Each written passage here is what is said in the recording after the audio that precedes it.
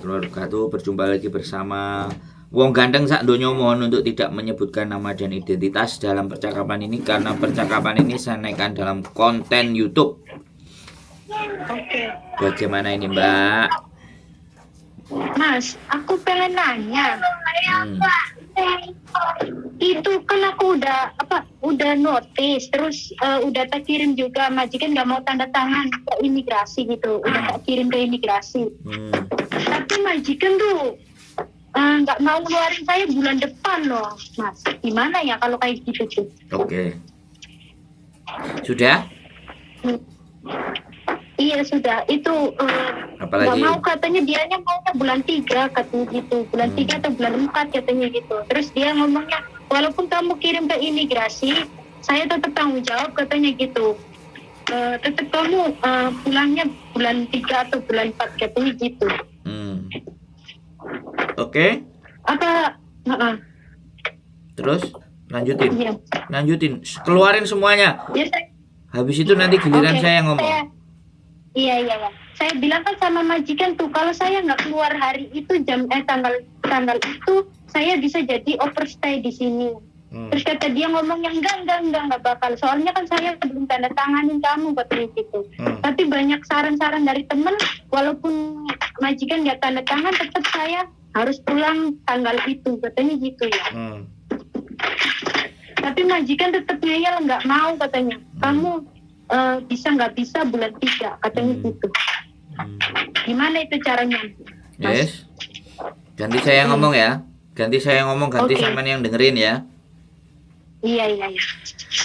Kalau sampean sudah kirim ke imigrasi, sampean punya salinan nggak? Masih ada.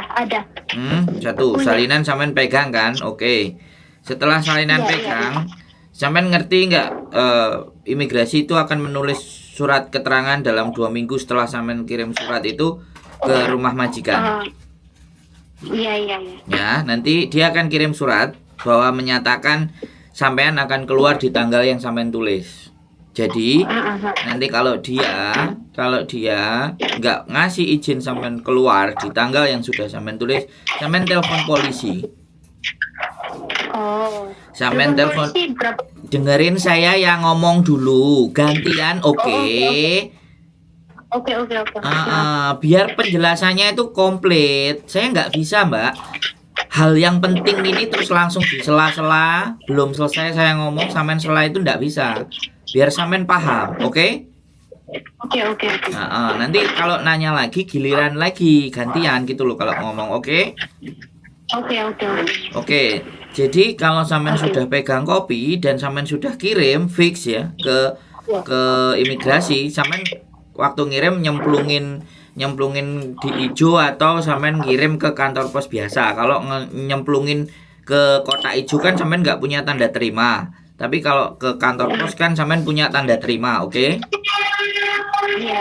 Nah, kalau punya tanda terima enak, kalau nggak punya tanda terima nggak apa-apa. Yang penting salinan kopinya sudah sampean pegang.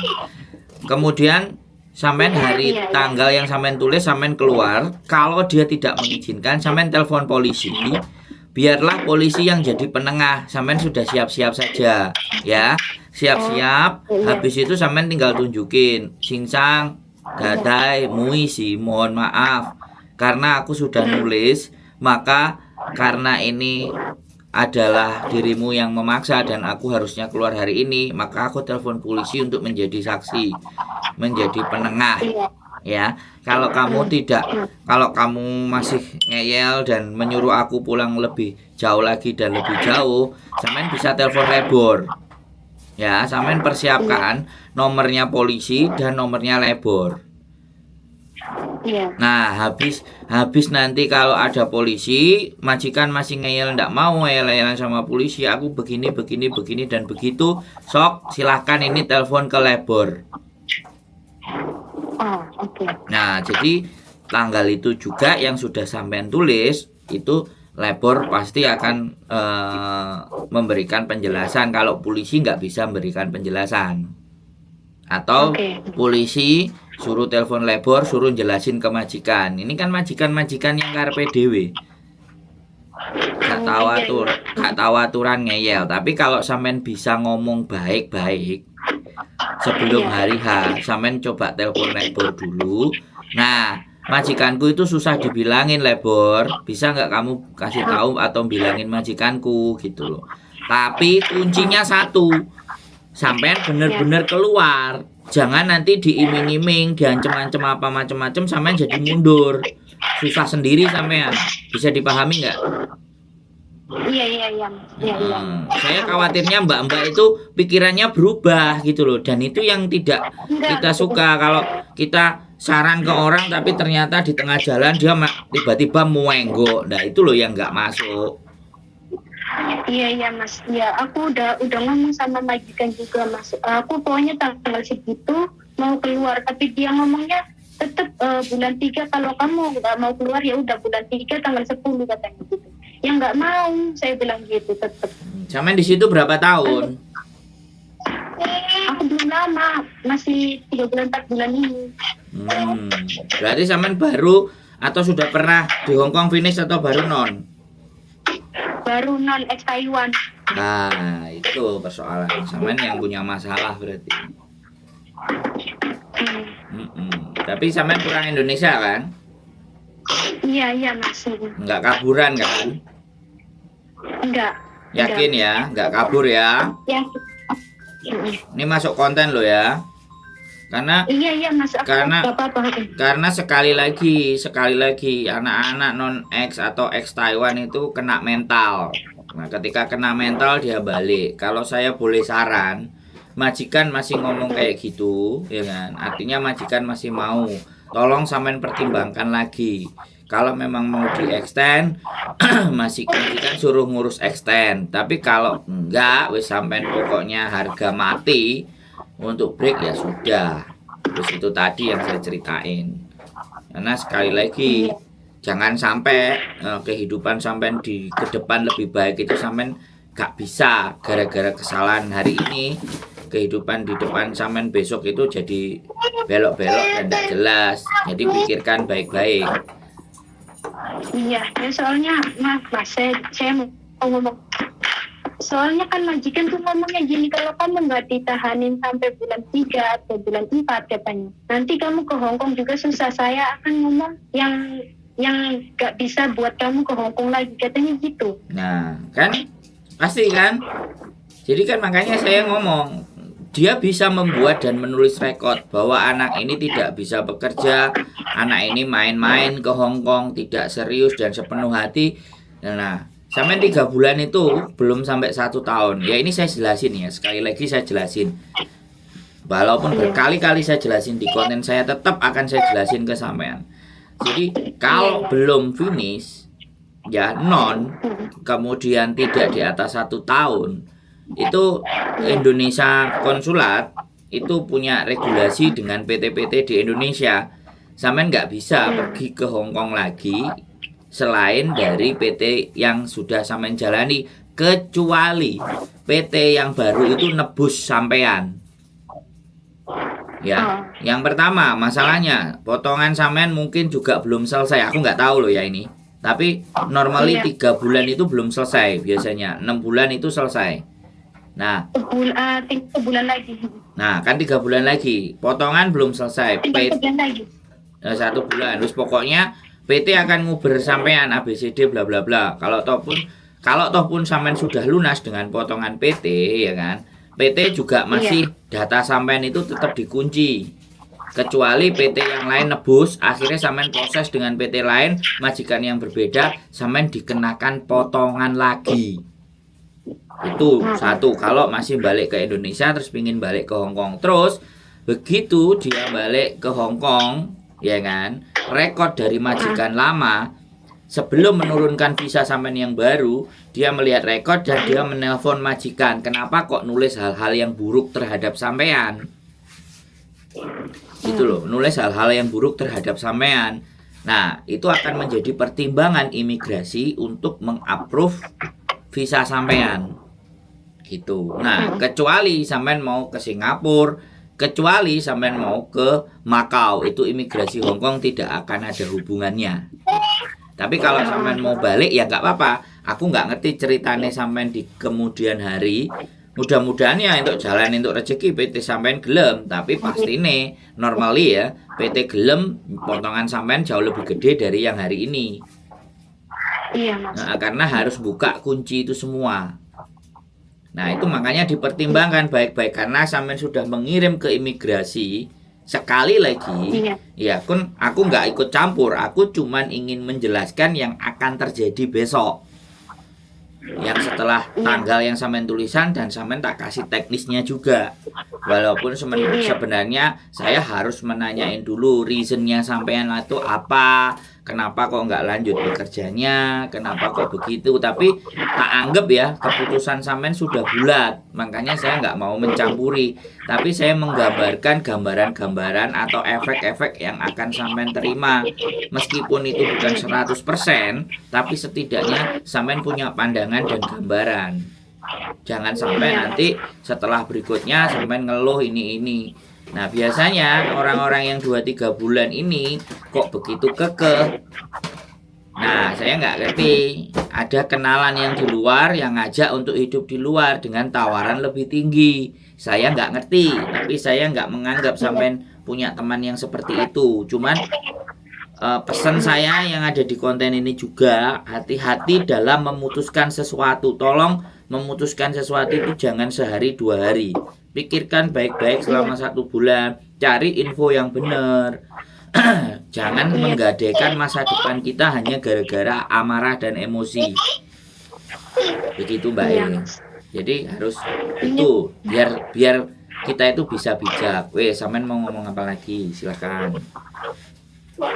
Ya soalnya kan aku udah bulat pengen pulang gitu. Soalnya kan anak saya juga nggak ada yang ngurusin gitu Mas. Saya udah bilang sama majikan, tapi majikan tetap ngomongnya kayak gitu karena menunggu pembantu baru katanya gitu. Tapi saya udah ngomong semaksimal mungkin saya harus keluar di tanggal itu juga.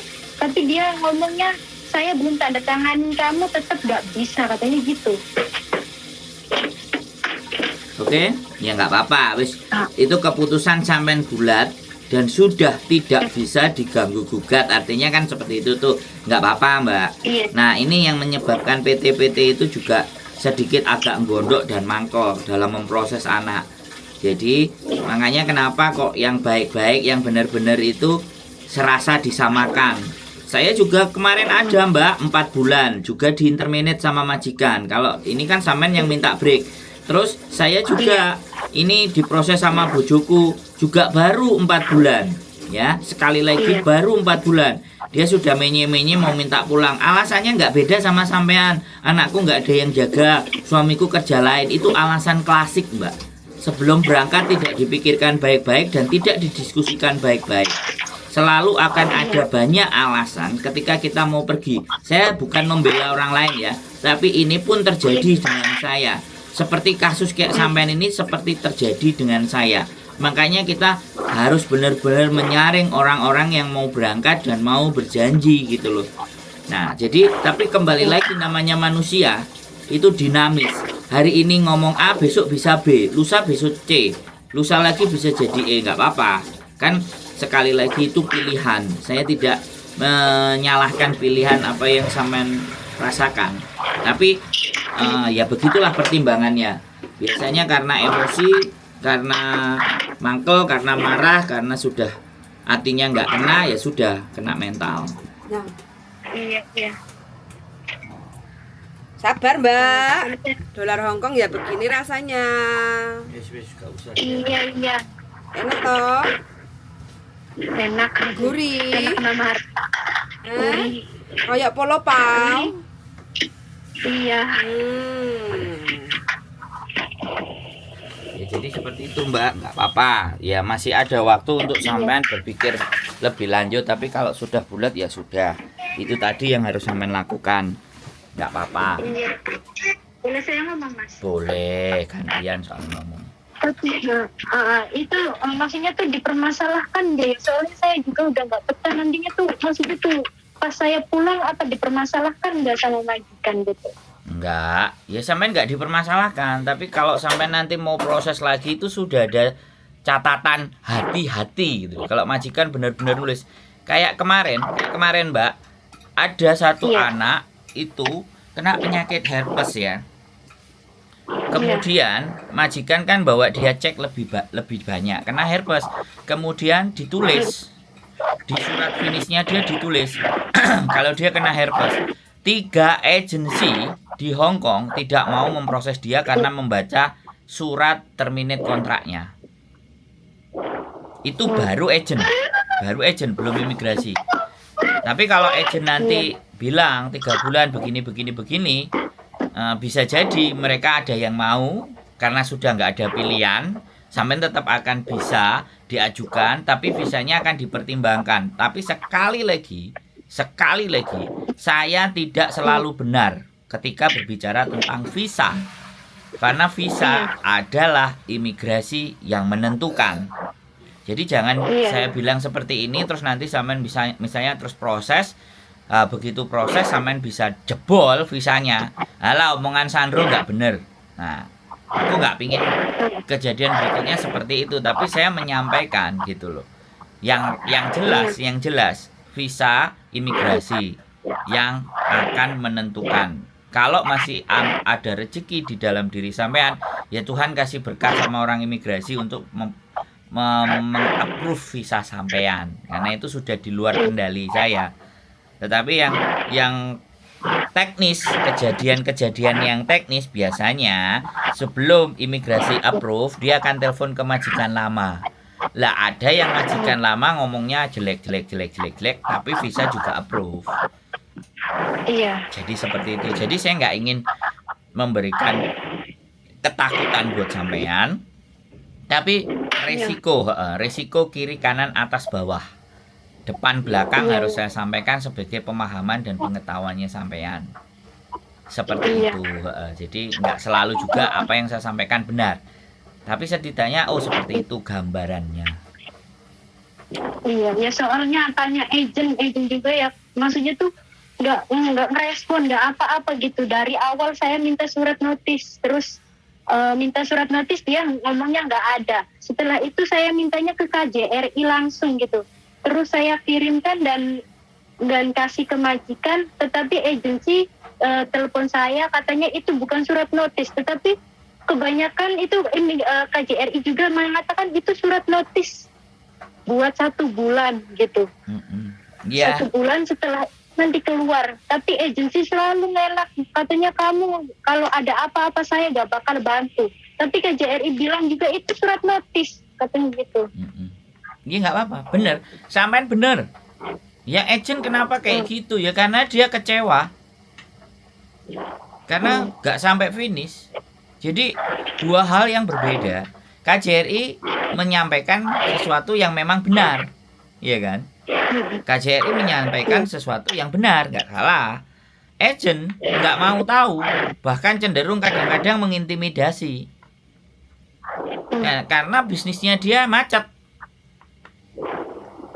ya kan? Karena ketika sampai di interminate ya sudah, sampai nggak bayar potongan, sampai ngebreak, sampai nggak ada potongan. Kalau ngebreak itu benar-benar sampainya yang nyerah.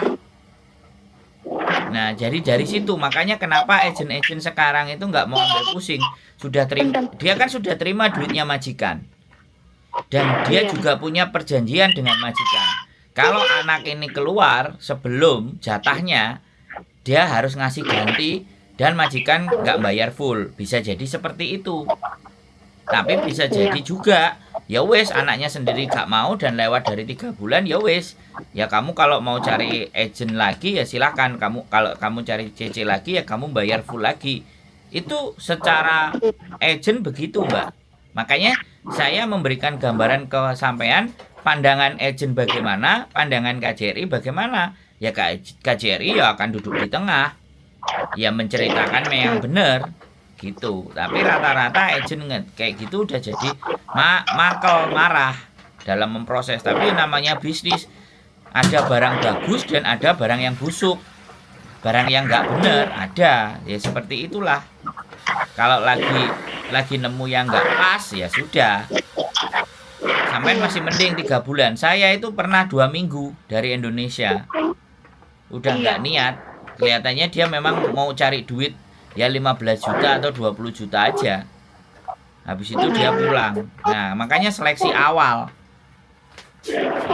Kalau di awal udah banyak permintaan bla bla bla bla, nggak manut. Atau juga kadang-kadang dari awal aku butuh dari Indonesia, kerja sulit bla bla bla bla, udah nyampe di sini udah mau pulang, itu banyak sekali kayak gitu, Mbak. Ya saya menganggap sampean salah satu dari yang itu gitu loh. Tapi ya nggak apa-apa, sekali lagi itu pilihan. Saya tidak akan menghakimi. Itu pilihan sampean, pilihan hidupnya sampean. Saya nggak berhak untuk ngatur dan nyuruh ini nyuruh itu, enggak. Ya sudah, nggak apa-apa, saya udah ada menjelaskan yang seperti sampean bayangkan, yang apa nanti, yang seperti apa ya, garis besarnya seperti itu ceritanya Mbak nggak apa-apa, saya akan menjelaskan. Udah, kira-kira apalagi yang mau ditanyakan sampean? Ya soalnya majikan cewek juga suruh keluar hari ini dan suruh bayar sebulan itu, sebulan gaji. Saya bilang kan udah kasih surat notis, tapi dia tetap kekeh minta keluar hari ini. Ya saya nggak keluar lah, tetap diin aja gitu. Terserah dia ngomong apa, saya pokoknya 1 bulan, tunggu 1 bulan gitu terus pulang. Tapi setelah itu majikan cowok ini ya yang ngomong kayak gitu, katanya bisa ditahanin sampai 4 bulan, kan kita nggak ada masalah sama saya, katanya gitu, sama majikan cowok. Kamu ada masalahnya sama majikan cewek doang, katanya gitu. Tapi saya tetap nggak mau, saya bilang gitu. Ya sudah, nggak apa-apa kan, karena majikan yang cewek nggak mau rugi. Sampai disuruh keluar, sampai disuruh bayar, itu biasa. Ya memang kebijakannya begitu. Kalau kita keluar hari ini juga ya kita bayar majikan 1 bulan gaji. Tapi tiket tetap dia yang harus membelikan. Nah minimalnya kan dia nggak membelikan tiket dengan uangnya dia, tapi dari duitnya sampean yang sampean kasih majikan. Itu trik. Itu trik majikan, maksa-maksa untuk keluar hari ini dan suruh bayar. Jadi uangnya, jadi uang tiketnya sampean dari uang itu gitu loh. Dia belikan tiket. Nah, jadi kita nggak mau rugi. Tapi kalau sampean 1 bulan gaji, ya sudah. Dia kan selain gaji sampean, dia juga beliin tiket, kan double keluar 2. Itu trik majikan itu begitu. Ya nggak apa-apa ya, sampean tahanin. Bagi saya, ya sudah. Intinya kan sampean sama majikan ini sudah tidak ada kecocokan kan, intinya seperti itu. Dan gak usah bimbang, kalau sampean memang sudah yakin mau cabut ya sudah, apa boleh buat, mau manfaat, tidak ada yang bisa menghalangi sampean, dan tidak boleh ada yang mengancam-ngancam dan mengintervensi sampean. Saya juga pernah merasakan jadi agent yang seperti sampean, kasus kayak anak kayak sampean, ada yang 4 bulan, ada yang 2 minggu, biasa. Berarti saya salah pilih orang gitu aja. Tapi ya namanya juga kita memproses anak itu tidak semuanya sama, bisa ditata, bisa diarahkan. Ada yang sudah kecentok atine wis gak gelem, kan seperti itu Mbak. Nggak apa-apa. Sudah jelas, sudah clear. Kira-kira ada yang mau sampean tanyakan lagi mengenai persoalannya dan urusannya sampean ini? Aku mau tanya satu lagi, Bu. Boleh, 5 juga boleh kok, tak jawab. Tenang aja. Gimana? Kira-kira gitu kalau pulang tanggalnya itu dipersulit lagi enggak? Soalnya saya tuh takut, Mas. Takutnya tuh agent kan ngomongnya nggak mau bantu juga tuh. Terus saya tuh pulangnya gimana gitu. Oke. Kan tadi saya sudah bilang, Mbak iya kan? Iya. Sampean panggil polisi. Nah, ketika sampean sudah di luar, ya sampean tinggal nunggu majikan beliin tiket. Dan tanggung jawabnya sampean harus diselesaikan sama majikan. Kalau sampean ketakutan ya sampean tinggal ke lebor. Sampean tinggal ke lebor. Setelah keluar itu kalau dia masih nggak mau menyelesaikan administrasi dan segalanya, sedangkan surat dari imigrasi sudah masuk, maka sampean langsung aja datang ke lebor. Sebelum 7 hari dia pasti akan memberikan hak-hak sampean. Sebelum 7 hari tanggal itu apa sesudah tanggal itu? Sesudah tanggal itu maksimal 7 hari. Kalau enggak kan dia melanggar peraturan. Jadi sampean akan tunggu 1 minggu di luar. Makanya siapkan uang, siapkan cari untuk kos-kosan sambil nunggu biaya itu semuanya. Karena kan nggak mungkin sampean beli tiket sendiri, karena majikan yang harus beliin. Nah kalau dia masih bersikeras kan, artinya ya sampean harus melaporkan itu ke labor. Kalau nggak mau ke labor ya ke KJRI, kalau bisa dua-duanya. Jadi begitu sampean keluar cari kos-kosan, barang-barang taruh di tempat kos-kosan, habis itu sampean ke KJRI lapor, hari ini saya sudah keluar, saya belum diselesaikan tanggung jawabnya. Kalau misalnya hak-hak sampean itu belum dikasih, sampean tinggal ke KJRI, habis ke KJRI terus ke labor. Nah sampean ini majikannya tinggalnya di mana? Di Tunmun. Nah di Tunmun berarti new territory. Jadi labor departemennya bisa disatin. Disatin. Ya, labor departemennya. Jadi nanti sampai googling, Google labor departemen. Ya, seksi domestic helper. Ya, khusus domestic helper. Perselisihan di Jungwon juga ada. Kalau di Hong Kong Island di Taiko. Kalau di Kowloon Side itu ada di Jungwon. Kalau di New Territory sampean kan Dunmun masuk New Territory itu bisa di labor satin. Jadi kayak gitu alurnya, jelas. Iya. Ya kayak gitu. Kalau saya tetap walaupun saya menganggap sampean itu kena mental down, tapi kan saya nggak ngerti psikisnya sampean, tapi saya akan tetap menjelaskan apa yang seharusnya sampean lakukan. Dan aku nggak berhak menahan, mengintimidasi, tapi saya hanya memastikan yang penting jangan OS ya, aku bilang begitu. Dan jangan terpengaruh orang-orang yang hidup di luar ya, yang kerja sayun segini silahkan.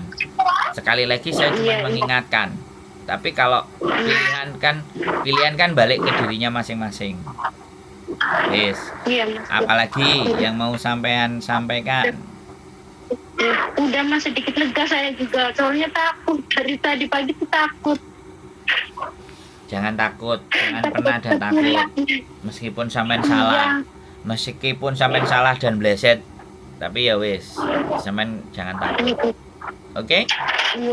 Iya mas, makasih ya mas ya. Oke. Siap selalu ya, tetap semangat ya. Yuk. Oke.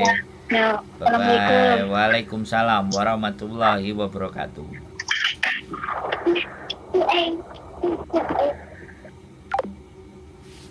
Oke teman-teman semuanya, ya 3 bulan ex Taiwan kena mental, ya sudah, ya ketahanan mental dan segala sesuatunya itu balik ke dirinya masing-masing.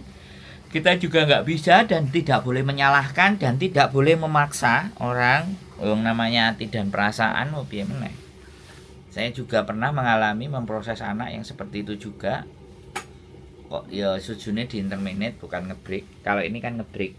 Kalau ngebreak kan berarti alasan pribadi, alasan mbaknya sendiri yang ngebreak. Jadi it's okay, fine, nggak ada masalah. Yang saya khawatirkan adalah, ketakutan saya adalah ketika teman-teman nanti itu terpengaruh hidup di luar, ya terpancing. Yang saya takutkan kayak gitu, karena memang dari Indonesia itu sudah ada yang punya niatan dapat kenalan sindikat, dapat kenalan yang sudah hidup di luar, akhirnya ya kamu proses kok nek kamu seneng ya lanjut kok nek gak seneng kamu metua langsung ditampung.